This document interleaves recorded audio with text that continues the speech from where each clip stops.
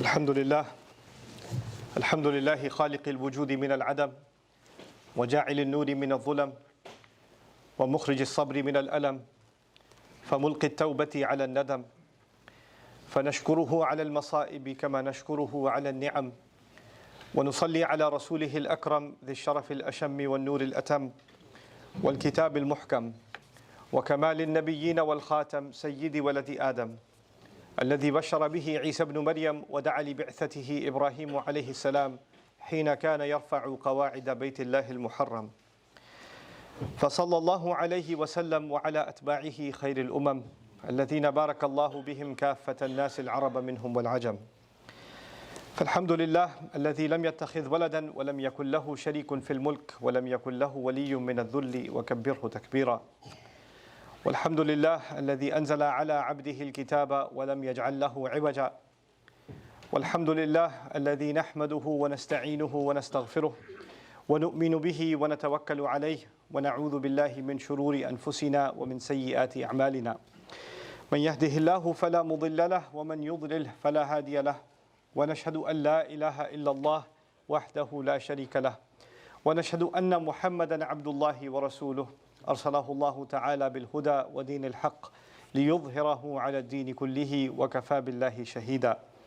فصلى الله عليه وسلم تسليما كثيرا كثيرا. أما بعد، فإن أصدق الحديث كتاب الله وخير الهدي هدي محمد صلى الله عليه وسلم وإن شر الأمور محدثاتها وإن كل محدثة بدعة وكل بدعة ضلالة وكل ضلالة في النار. قال الله عز وجل في كتابه الكريم بعد أن أقول أعوذ بالله من الشيطان الرجيم: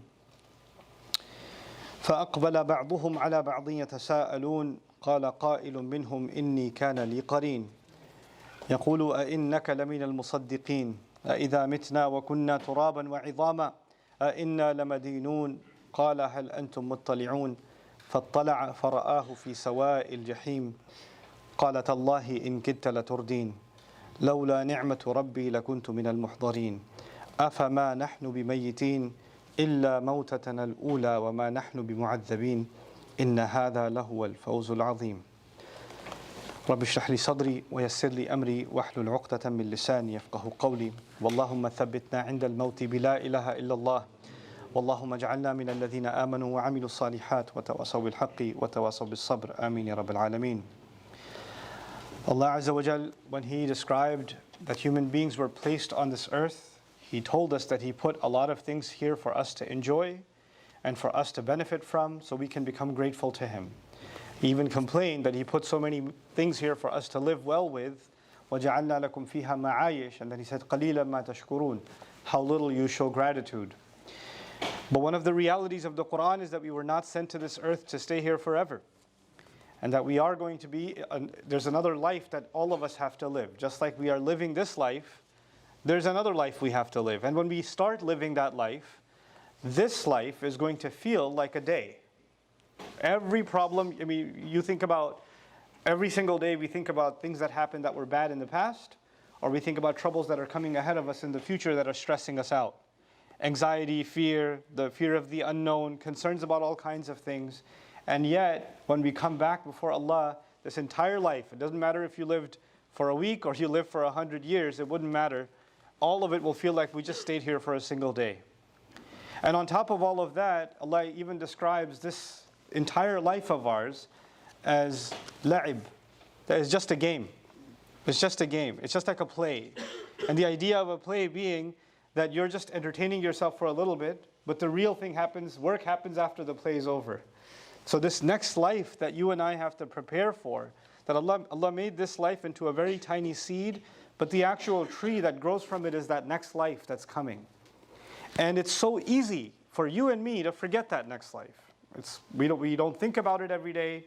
We're thinking about work, we're thinking about health, we're thinking about money, we're thinking about family relations, we're thinking about all of these things.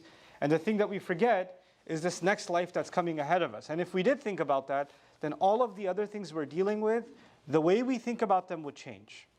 Not that those things aren't important. Your work is important, health is important, family is important, but the way you think about them and the way you and I deal with them and the way we carry ourselves and what we make into a big deal and what's manageable, what's okay.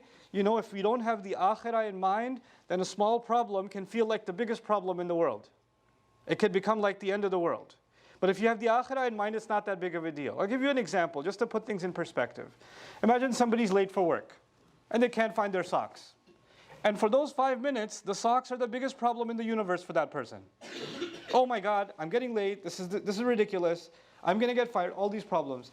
And they have no idea that outside, there's been news that there's a tsunami coming, and 3 neighborhoods have already drowned, and he's literally 5-6 minutes away from being drowned himself.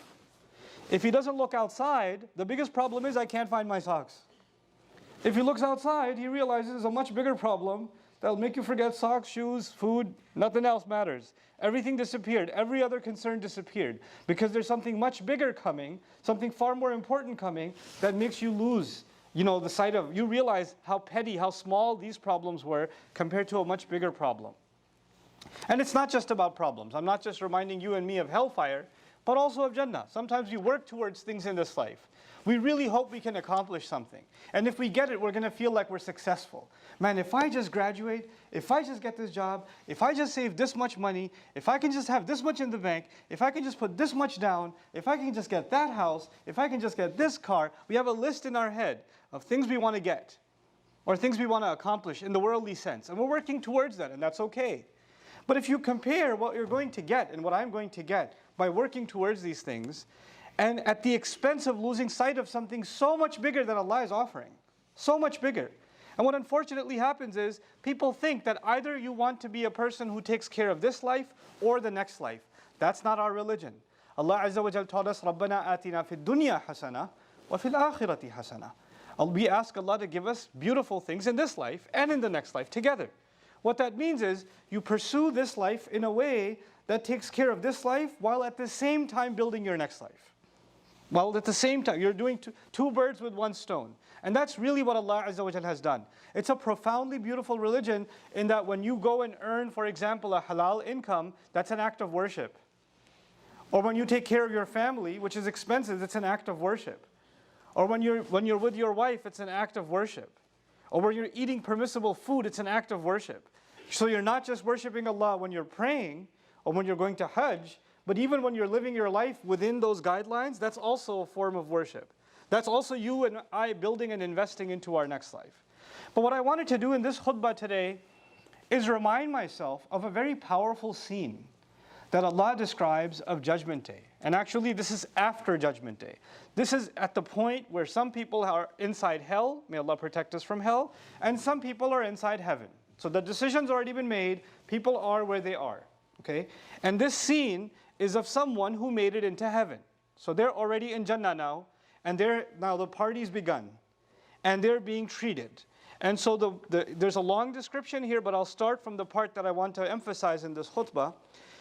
And so فَأَقْبَلَ بَعْضُهُمْ عَلَى بَعْضٍ يَتَسَاءَلُونَ. They start meeting with each other. Hey, wow, you made it too. And they're hanging out with each other, and they're asking each other questions. So how was it for you? Man, Judgment Day, that was scary stuff, right? And they're having all kinds of conversations. Not only about each other and asking about each other. Where's your mansion? Did you try this yet? Did you have this food yet?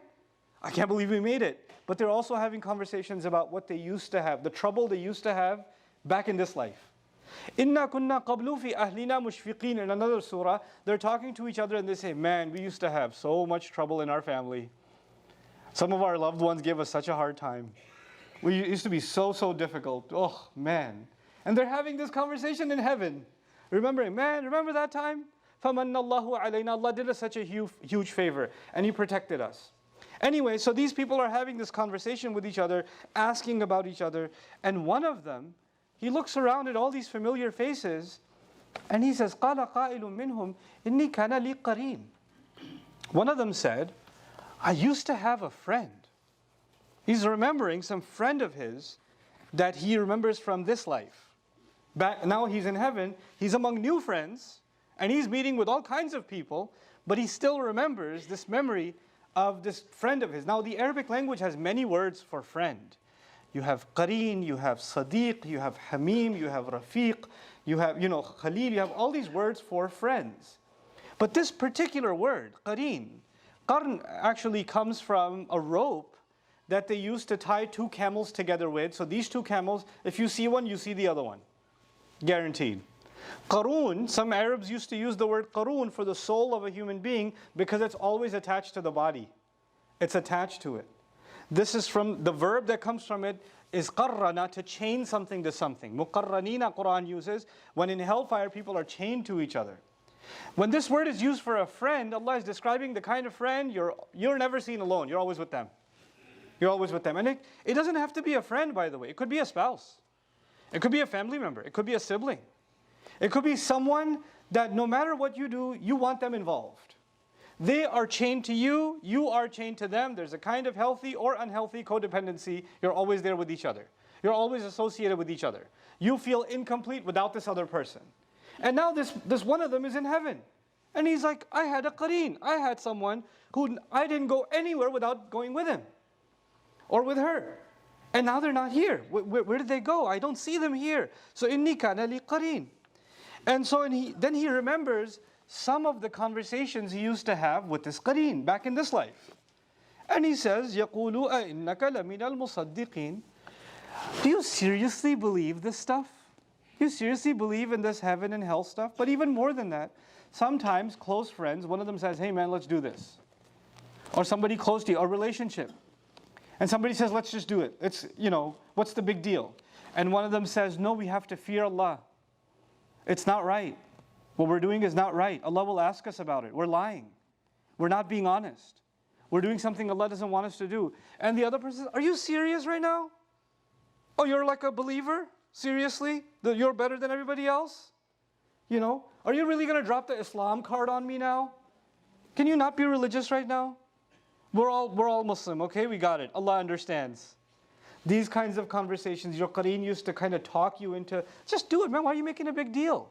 Why are you even making a big deal out of this? It's okay to, and if you try to remind that close friend of yours, no, but Judgment Day. Right, Judgment Day. Okay, you want to give the khutbah? It's not Friday. Okay, so you hear this kind of response.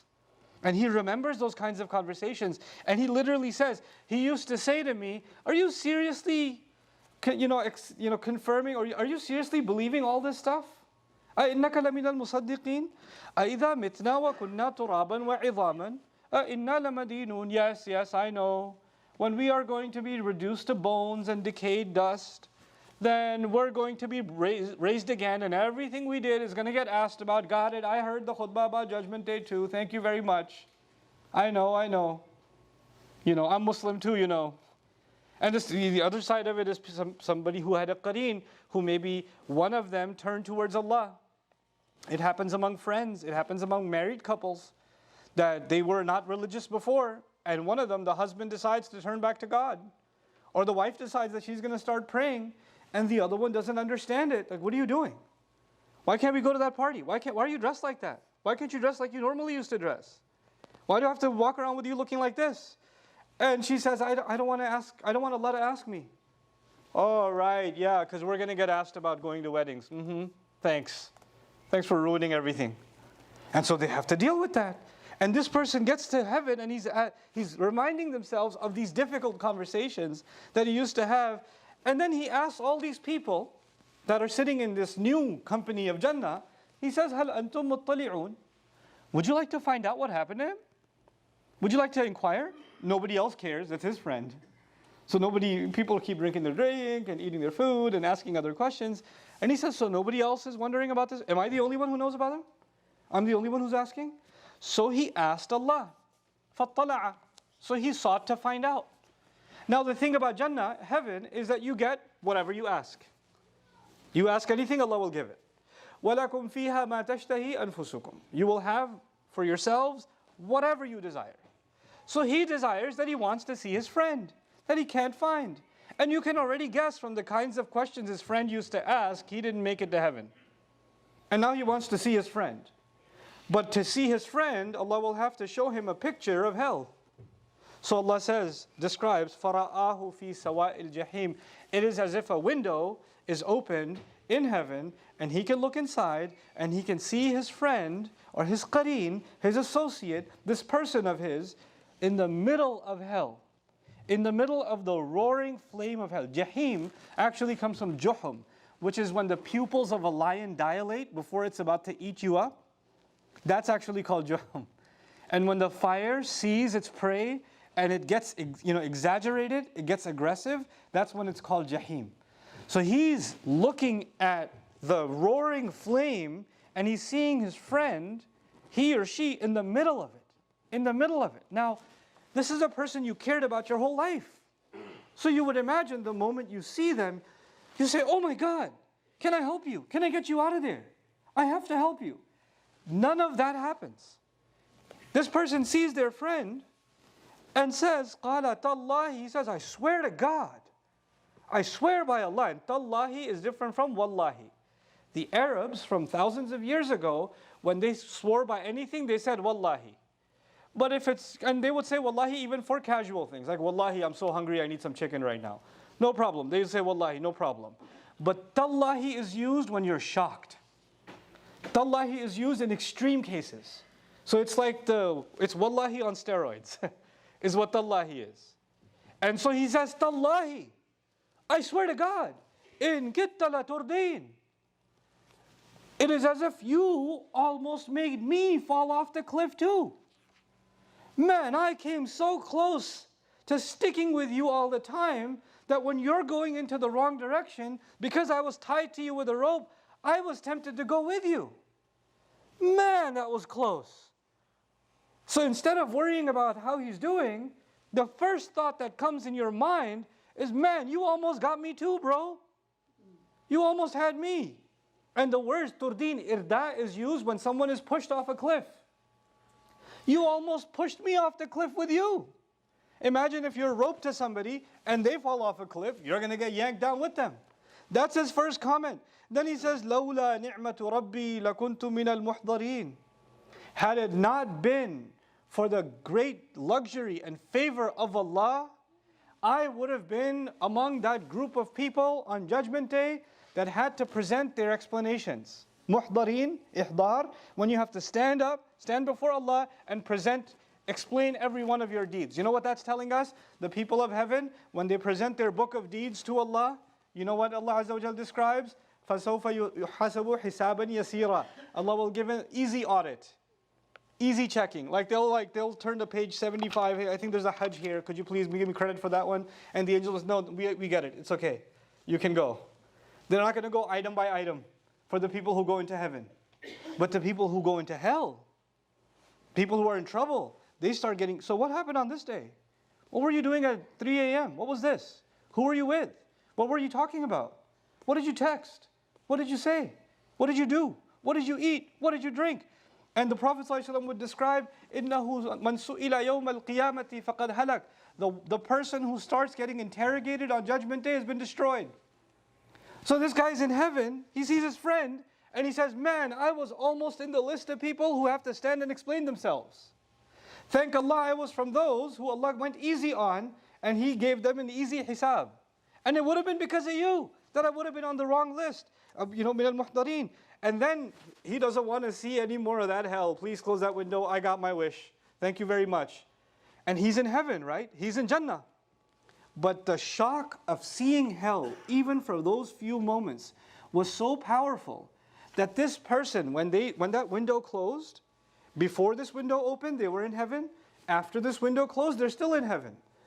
But they can't believe it. It's like they just got here. It's like all the luxuries of heaven disappeared for a moment, and it's like they just got here. And they say, أَفَمَا نَحْنُ بِمَيِّتِينَ. We're really not going to die anymore? Seriously, we're okay now? إِلَّا مَوْتَتَنَا الْأُولَى وَمَا نَحْنُ بِمُعَذَّبِينَ. And we're not, except that first death we already had, and no more torture, right? No more torture? Nobody talks like that in Jannah, do they? Nobody gets to Jannah and says, we're not going to get tortured, right? A few minutes ago, he was hanging out with his friends, sharing drinks, asking about how life used to be. But when he got even a little glimpse of hell, and he came back to heaven, all he can think about is getting over the trauma of seeing what he just saw, even in heaven. And he's saying, we're not going to get punished anymore, right? إِنَّ هَذَا لَهُوَ الْفَوْزُ الْعَظِيمُ. And listen to these words. This is the last part of this khutbah. This person now in heaven says, إِنَّ هَذَا لَهُوَ الْفَوْزُ الْعَظِيمُ. This is the great success. He didn't call the drinks and the company and the food and the mansions and all that great stuff. He didn't call that success. You know what he called great success? Escaping a terrible friend who was leading him down a dark path. Not becoming of those who have to be presented on Judgment Day and have to explain themselves. Man, I escaped that. Whew, that's the biggest success. Inna hada lahu al-fawz al-azim. No more death, no more punishment. I'll take it. I wanted to share this with you because every one of us in this life have two kinds of qareen. Give me a minute, I'll finish up. Two kinds of qareen. One kind of qareen is a devil. It's a shaitan. We can't see him. He's there all the time. He's done a PhD on you. He studies you. He knows when you're the weakest. He knows exactly what your temper is like, what your temptations are like, what your weaknesses are like. And he knows exactly when to whisper to you when you are in your weakest moments because he has studied his enemy. You know how in sports, opposing teams, they study the other team's strategy? This guy is one devil assigned to you. He's your qareen. So at Qaf, he'll be described as a qareen. This guy is with you your entire life. Your entire life. No psychologist has you figured out like this qareen does. And his job is to push you to do the wrong thing all the time. All the time. All the time. And when he succeeds, Judgment Day will come and this qareen will say to Allah, رَبَّنَا مَا أَطْغَيْتُهُ وَلَكِنْ كَانَ فِي ضَلَالٍ بَعِيدٍ. I didn't make him do it. He was lost. He's confused himself. That's one kind of qareen. But every one of us in this life also has another opportunity of qareens, human qareen. And they can be good or bad. That's up to us. Who did we decide to tie ourselves to? That their opinion becomes our opinion. Their influence becomes something we obey. When they ask us to do something, we just do it. We don't think about the consequences. We're afraid to say, Allah, I know you want me to do this, but Allah doesn't. No, I'm not going to say that because they'll get upset. You're okay with making Allah upset, not okay with making them upset. That's a qareen too. And that's the kind of qareen that's helping you and me get pushed off a cliff. And they may not even know it. They may not even realize it. They're falling off a cliff and they don't see it. And when you open your eyes and say, hey, come on, let's wake up. We can't do this. They say, no, you shut your eyes also. Let me sleep and you fall asleep too. Let's fall off the cliff together. You have to figure out and I have to figure out who is that qareen in our life. And we don't have to hate them. You don't listen to this khutbah and say, man, I just realized you're my qareen, bro. And I ain't talking to you ever again. Just watch this video and this is what I think of you. No. Don't do that. That's not what I'm saying. But what I'm saying is the devil is the devil. Human beings aren't necessarily devils. They're not necessarily evil. Maybe they don't realize they're playing that role. Maybe they're so lost themselves. Maybe they're listening to their invisible qareen so much that they're actually hypnotized. And your job is to lovingly try to pull them. And if they're not willing to budge, then you have to learn to cut that rope. You can't get dragged. You can't put yourself. Because we have to be the kind of people that make it into heaven. And I pray we don't have to ask about a qareen who ended up in hell. But if there was such a case, we have to be able to say, Ya Allah, thank Allah, I cut that rope before you jumped off the cliff. I'm glad I cut those ties. And this is the time to cut those ties, not then. This is the time. Or this is the time to fix those things. Find the courage to say what's wrong, even to the people that are closest to you. Because you're afraid of making them upset, and you end up, and I end up, disobeying Allah. That's okay. Making them upset is okay. Making Allah upset is not okay. Then who are we fearing? Truly, how do we say that we fear no one but Allah? How do we get to say that? And we're afraid of somebody else's feelings towards us. It's okay to be offensive for the sake of Allah. It's okay to hurt somebody's feelings and speak the truth. You don't have to say it in hurtful ways, but speaking the truth will hurt some people's feelings. And that's okay. Because their feelings are worth less to you, and Allah's pleasure with you is worth more to you. And by the way, even their feeling being hurt might be doing them a favor. Maybe after their feelings being hurt, maybe hours from then, weeks from then, months from then, maybe their conscience will wake up. Maybe they'll say, man, I was mad at you for what you said, but I'm glad you said it. I thought about it later. It could happen. So we have to have the courage to be people of tawasi bil haqq, وَتَوَاصَوْا بِالْحَقِّ وَتَوَاصَوْا بِالصَّبْرِ. Those two things go hand in hand. So I pray that Allah Azza wa Jal grants us good qareen in this life. And Allah Azza wa Jal gives us the strength to fight the qareen, that is the devil, that is alongside us our entire lives, so that he is the one who pays, but we don't have to pay on Judgment Day. And I pray Allah Azza wa Jal gives us good company of each other and makes us a source of strengthening each other's faith and our good deeds. Barakallahu li wa lakum fil Qur'an al-Hakim wa nafa'ani wa iyyakum bil ayati wa dhikr al-Hakim. الحمد لله وكفى والصلاة والسلام على عباده الذين اصطفى خصوصا على أفضلهم وخاتم النبيين محمد الأمين وعلى آله وصحبه أجمعين.